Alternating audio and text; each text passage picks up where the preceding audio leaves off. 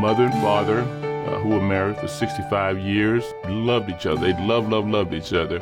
My dad always worked 3 jobs, just a great man. He was my first hero. My mom, she took care of the 5 kids, but she also was a domestic maid. So she worked in the homes of other folks, made that little $5 a day.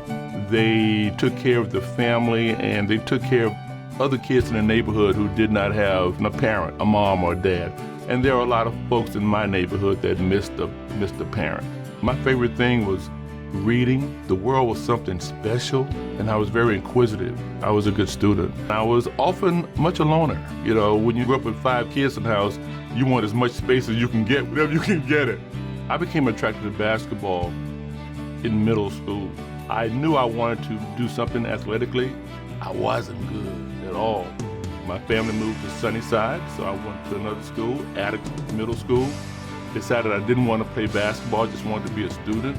I met this kid in this new neighborhood, and he became my best friend. He played basketball, so I wanted to hang out with my best friend. That's how I got into playing basketball. I wasn't especially tall then, but I was especially skinny, and I had this huge big head, so I had bad balance. It took a while for me. The height, the growth spurts helped, but what really helped me was my love for learning.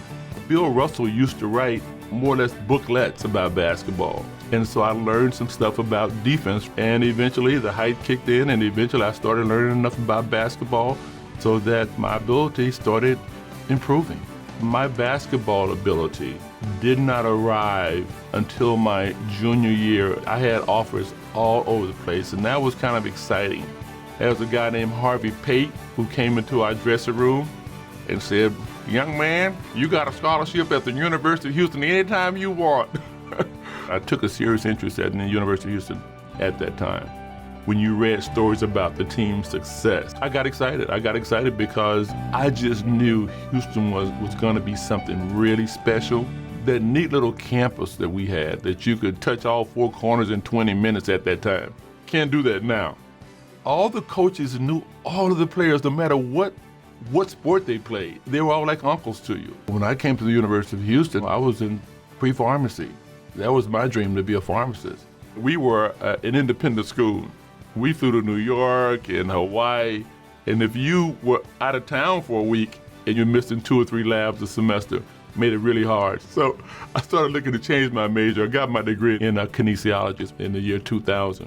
Basketball became very important because the salaries got so large at that time. A 5-year contract for $500,000, that was kind of good money in 1972. I played 5 seasons in the NBA until one day I went up for a rebound and felt this pain and tore my quadricep tendon. My life became dark over a period of time when I could not find my way back as a basketball player. I didn't really panic because I had saved money, and we had a pretty good program with the NBA in terms of injured players. The transition became hard for me. I had a lot of work to do to get my head right, to fall back or fall into what was initially important to me, and that was just earning a living, being a good citizen, and not worrying about being a basketball player. And I was just one of the lucky people who was able to come through it.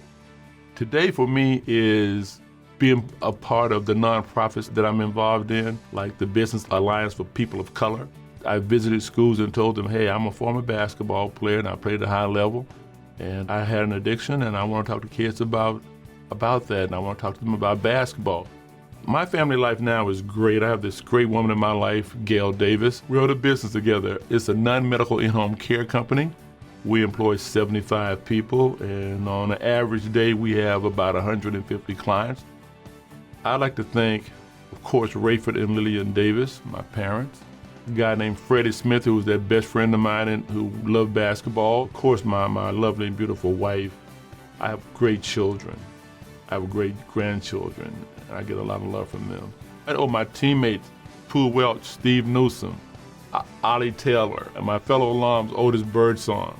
My University of Houston experience helped me tremendously in every phase of my life, actually. And for me, a kid from a segregated community, To move into a space where I genuinely felt accepted and appreciated, it meant something to me.